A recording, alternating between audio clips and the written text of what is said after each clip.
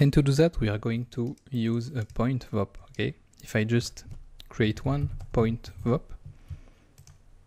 this is another type of node. It's if you double click on it, it open a new graph, okay? So it can be overwhelming because we have already 3 levels. So we have the scene level, we go inside the geometry. Inside the geometry, you already have a bunch of nodes, and then inside you have different nodes, okay? And those nodes here are completely different. So this is why Houdini can be a bit overwhelming to some people at the beginning, but it makes sense that after some time. What the point VOP allows you to do is to do some operation on points, okay? So as you can see on the left here, I have a lot of attributes. So those are default attributes. So P, if you look at the bottom here, P is the position, you have the velocity, a lot of particle stuff basically, the normal. And what you can do is you can, just going to do something really stupid, I can add, for each position, I can add something, for example, let's do this. Just going to show you how VOPs works basically. So now I'm saying, okay, for each position, just add something and then return the position. And if I just plug this, you will see what happens.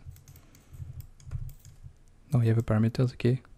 So now for each point, I'm adding 0.6 to its position. So if I just keep going, you know, it's starting to scale. And this is what I want you to understand is that everything happening here will run once, okay, for each point. And this is what's written here, okay, run over point. It really means everything you do here will be only applied once per point, okay? So if you get that, you get point VOPs. And so let me put down a new one, a fresh one. And here what we want to do is, if you remember in the little visualization, we started from each sampling points and we expanded from them, and we started to count how many vertices were there around, and then we store this information on each point. But we are going to do something slightly different. We are going to do the reverse actually. We are going to start from each of the points of the mesh and then search for the nearest grid point, okay? If that makes sense, I hope you can understand. And there is one reason for that. It's because if we do just like in the visualization, that means for every time we start from a point and we expand, we have to basically load the mesh, okay? So that means if we have, for example, here 360 point, we will have to load the mesh 360 times, okay? Which is a lot of, it will be a bit heavy at some point. But if we start from the mesh and we look for the sampling points, we only have to load the mesh once, and the sampling points a lot of time, but the sampling points should be way lighter than the mesh. So I hope it makes sense. And I will show you how to do it. So we'll plug our mesh into the first input, okay? And let's rename this. I'm going to rename it find nearest sampling point.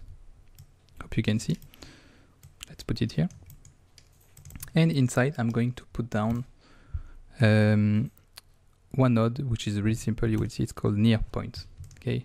And this node, when you don't know what to node do, just select it, hit the little question mark here, just wait for a bit. It can be pretty long the first time.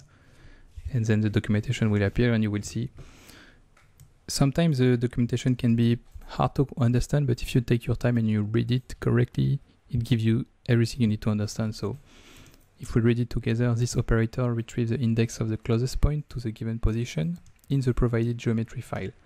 So it's a lot of steps, but so the first thing is this operator, okay? Operator in Houdini, it just means a node, okay? Just a complex word to say a node. So a node is an operator. So next, this node will retrieve the index of the closest point, okay?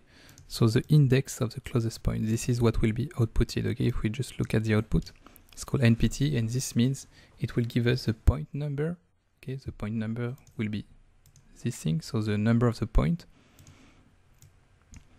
to the closest point to the given position. So that means we have to give it a position here, and it will give the index of the closest point to this position, and lastly in the provided geometry. So it will give us the index of the point which is the nearest to this position in this geometry, because you can do it on another geometry if you want. So where do we want to look from? It's going to be our P. So P just represents the position of each point. So we want to start from each point here, and we want to look into our sampling points. But as you can see, we don't have access to them, so it's really easy.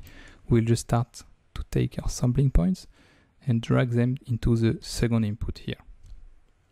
And if you go there, now we can say, okay, instead of looking in this geometry, we can look into another geometry, and we will use the second input. So now this little value here will give us the number for each point. It will give us the index of the nearest sampling points.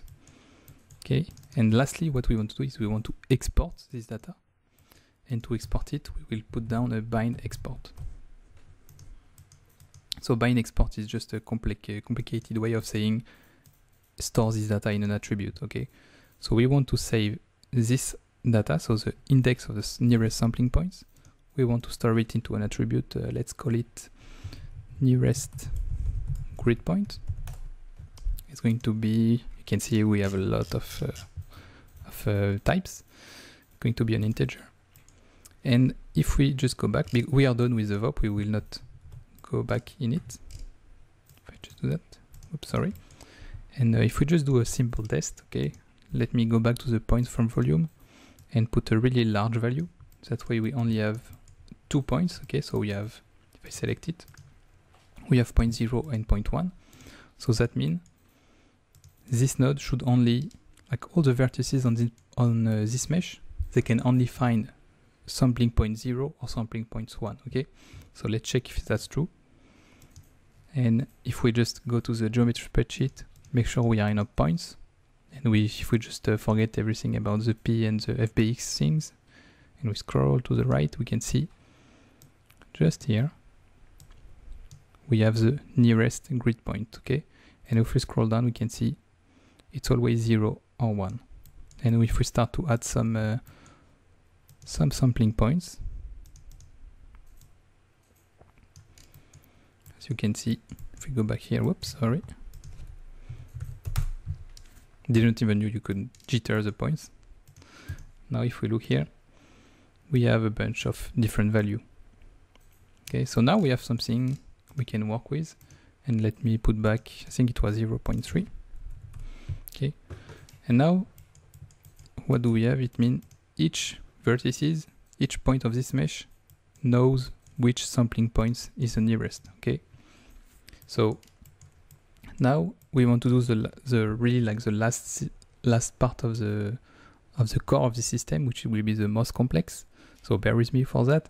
But we want to count basically. Okay, so now each vertex knows which sampling point is the nearest, but now we want to send this data to the sampling points, and so each sampling point knows how many vertices found it. Okay, and so for that we are going to put down a point wrangle. Okay, so the point wrangle, so this is going to be the most complex part of the tutorial, but it's of the system, but it's the last part basically. After it's just really simple stuff to set up, and this is basically the same as a VOP, but instead of putting down node, we are going to put down script, so vex, and it's going to be the code we put here will be run one time for each of the point in the first input. Okay, if that makes sense. And just follow me, but I'm going to plug the sampling points in the first input and the mesh in the second input, and I'm just going to alt click to create a nice connection. And what we want to do with this node is basically we are going to iterate over each sampling points, and we are going to check for on this mesh the index of the sampling points we found, and every time we found an index of sampling points, we are going to add one basically. Okay, so just to show you what it will give us, let's say we start from this point, okay, the one I'm circling with my cursor. On this point we are going to look for each point of this mesh, and we are going to look for the attribute we named, which is here, nearest grid point, okay? So just recap. So this point is going to look for each point of this mesh and look for the nearest grid point and look if it's the same number as this point. So if we just check the number, this one is number 209. So this little point is going to look on each point if the nearest grid number is 209, and if it's that, it's going to add 1 to the counted vertices attribute we created, okay, because we still haven't used it. And it's a bit complex to do, but I'm going to just write it. So I just have it here on my clipboard, and I'm going to explain this thing.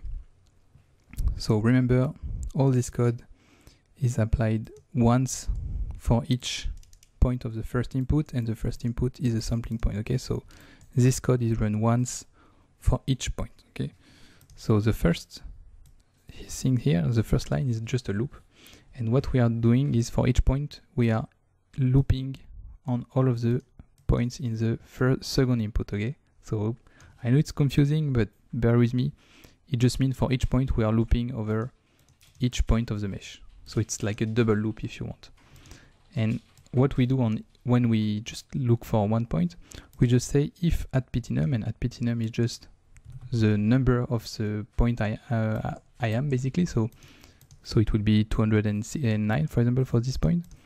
So if my point number is the same as the nearest grid point in the second geometry, so this attribute, okay, this one. So I'm basically comparing this attribute with my point number, this one, and if they match, that means the mesh found me basically, okay? And then I will do here what's called the set point attribute. It's just a function that will set, okay? So I will put a value in a point attribute. So the set point attribute, what does it do? It basically, as it says, it allows you to modify a value of a point attribute. And the way it works is you have multiple parameters. The first one is which mesh, which object do you want to apply to modify an attribute. So 0 just mean, okay, the input 0, so the sampling points, okay? And this is the name of the attribute you want to affect. And we want to affect the counted vertices. So this is the, if you remember, the attribute we created at the beginning that will store how many vertices are there in the sampling points, how many vertices we found. And then at ptnum is just on which point do we want to modify it. So it's at ptnum is same as here, it's a point we are currently iterating on, okay? And then here it's what value do we want to modify. So what is the value we want to affect basically. So it's 1, and we just want to add. So basically every time this code runs, it will add 1 to this counted vertices attribute, okay? Let's see how it looks like. And if I just go into my geometry spreadsheet and counted vertices, as you can see now, I have like, it looks a bit more like we had in the visualization. So each sampling points, because remember we are in the sampling points, okay? It has now a counted vertices attribute, which holds how many vertices are there near it, okay? It can be complex because in the visualization it was only one step. So we start from the sampling point, we look around, and then boom, we have the data. But here we had to do a back and forth, okay? We had to create the sampling points, and then we have to look in the mesh for the nearest sampling points, and then we have to look in the sampling points for each vertices to see which sampling point is found, okay? And I know there are like a quicker way to do it in nodes, but it's one of the fastest way I found, and I'm pretty sure you can find even faster way if you work a bit. But if you don't understand this part, don't worry. I know it's a bit confusing, and I will be happy to explain if you have any question. But otherwise, just try to look for each one of those functions in the documentation. It should explain really well.